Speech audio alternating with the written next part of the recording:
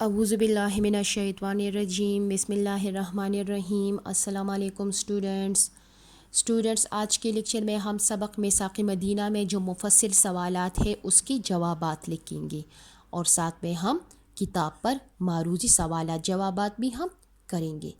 تو اسٹوڈنٹس، آپ لوگ رف نوٹ بک نکالیں اور اپنے ساتھ رف نوٹ بک میں سبق میثاق مدینہ میں جو مفصل سوالات ہیں اس کے جوابات نوٹ کرتے جائیں۔ اچھا اسٹوڈنٹس، سب سے پہلے آپ لوگ پیج پریپیئر کریں۔ نمبر شمار اسلامیات جماعت کا کام 19 جون 2020۔ اسٹوڈنٹس، فرسٹ لائن چھوڑ کر سیکنڈ لائن میں آپ لوگ ہیڈنگ دے دیں سبق میثاق مدینہ، پھر لائن چھوڑ کر ہیڈنگ دے دیں مفصل سوالات جوابات۔ سبق میثاق مدینہ میں اسٹوڈنٹس مفصل سوالات جوابات جو ہے وہ 3 ہیں۔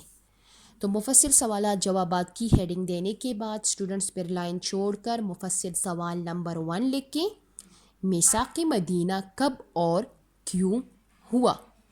یہ سوال نمبر 1 ہے۔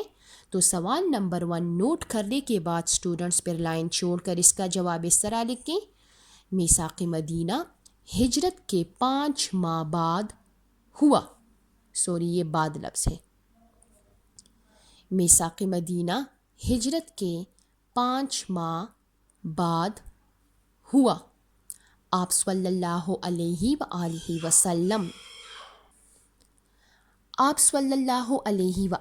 وسلم جب مکہ سے ہجرت کر کے مدینہ پہنچے تو اس وقت مدینہ میں کئی قبائل آباد تھے، جن میں یہودی قبائل اور اوس و خزرج کے قبیلے نمایاں تھے۔ اوس اور خزرج بت پرست تھے۔ یہ لوگ جہالت کے اندھیروں میں ڈوبے ہوئے تھے، ذرا سی بات پر تلواریں نکال لیتے تھے، اور خون ریزی کئی پشتوں تک جاری رہتی تھی۔ آپ صلی اللہ علیہ وآلہ وسلم نے مہاجرین اور انصار کے درمیان رشتہ مواہات قائم کر دیا۔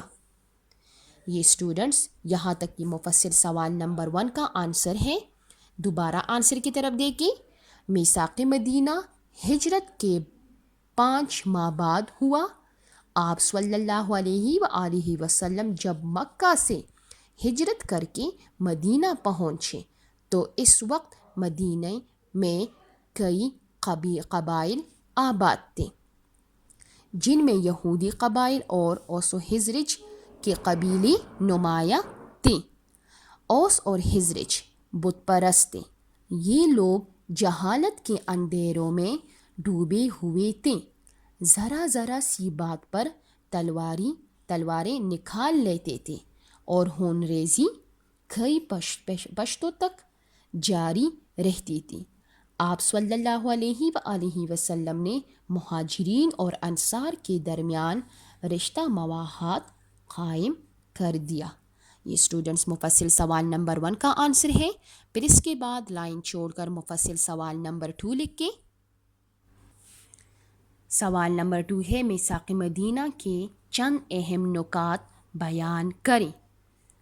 یہ اسٹوڈنٹس مفصل سوال نمبر 2 ہے، تو مفصل سوال نمبر 2 لکھنے کے بعد اسٹوڈنٹس پھر لائن چھوڑ کر اس کا جواب اس طرح لکھیں، مسلمان اور یہودیوں کو مکمل آزادی ہوگی۔ یہ فرسٹ نمبر ہے۔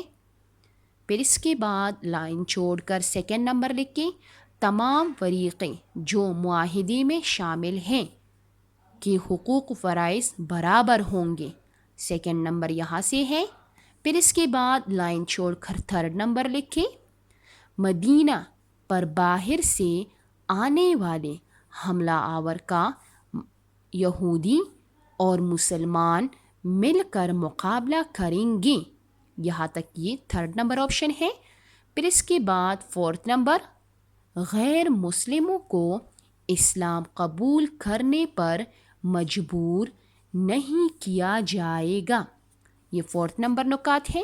پھر اس کے بعد 5 نمبر، کسی ظالم اور گناہگار حمایت نہیں کی جائے گی۔ پھر اس کے بعد 6 نمبر نکات جو ہے وہ کیا ہے؟ جھگڑوں اور اختلافات میں آپ صلی اللہ علیہ وآلہ وسلم کو ثلاث تسلیم کیا جائے گا۔ یہاں تک یہ اسٹوڈنٹس یعنی میثاق مدینہ کے جو چند اہم نکات ہے وہ یہاں تک ہے، 6 یعنی 6 اہم نکات ہیں جو یہاں تک فنش ہے۔ دوبارہ فرسٹ نمبر کی طرف دیکھیں، مسلمان اور یہودیوں کو مکمل آزادی ہوگی۔ تمام فرقے جو معاہدے میں شامل ہیں کہ حقوق و فرائض برابر ہوں گے۔ تھرڈ نمبر، مدینہ پر باہر سے آنے والے حملہ آور کا یہودی اور مسلمان مل کر مقابلہ کریں گے۔ غیر مسلموں کو اسلام قبول کرنے پر مجبور نہیں کیا جائے گا۔ کسی ظالم اور گنہگار کی حمایت نہیں کی جائے گی۔ جھگڑوں اور اختلافات میں آپ صلی اللہ علیہ وآلہ وسلم کو ثلاث تسلیم کیا جائے گا۔ تو یہ اسٹوڈنٹس یہاں تک مفصل سوال نمبر 2 کا آنسر ہے۔ پھر اس کے بعد لائن چھوڑ کر اسٹوڈنٹس مفصل سوال نمبر 3 نوٹ کر لیں۔ مفصل سوال نمبر 3 ہے، میثاق مدینہ کی اہمیت واضح کریں۔ سوال لکھنے کے بعد اسٹوڈنٹس پھر لائن چھوڑیں گے اور اس کا جواب اس طرح شروع کر لیں۔ میثاق مدینہ اسلامی ریاست کے قیام کا پیش خیمہ ثابت ہوا۔ آپ صلی اللہ علیہ وآلہ وسلم کو اس فلاحی ریاست کے لیڈر کے طور پر ان حلیفوں کے ساتھ ساتھ مخالفین نے بھی تسلیم کیا۔ ان کے حلیفوں، اسٹوڈنٹس یہاں پہ کے لفظ ہے، ان کے بعد کے لفظ ہے۔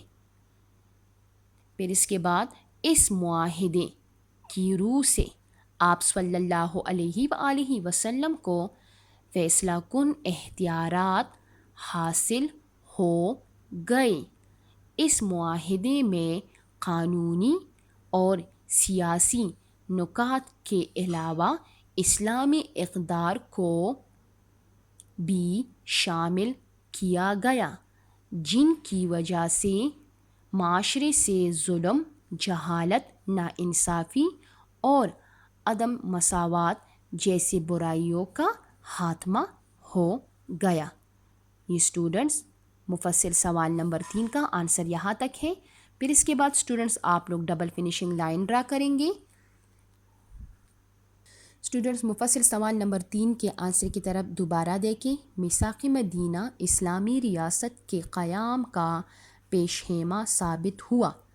آپ صلی اللہ علیہ وآلہ وسلم کو اس فلاحی ریاست کے لیڈر کے طور پر ان کے حلیفوں کے ساتھ ساتھ مخالفین نے بھی تسلیم کیا۔ اس معاہدے کی روح سے آپ صلی اللہ علیہ وآلہ وسلم کو فیصلہ کن اختیارات حاصل ہو گئے۔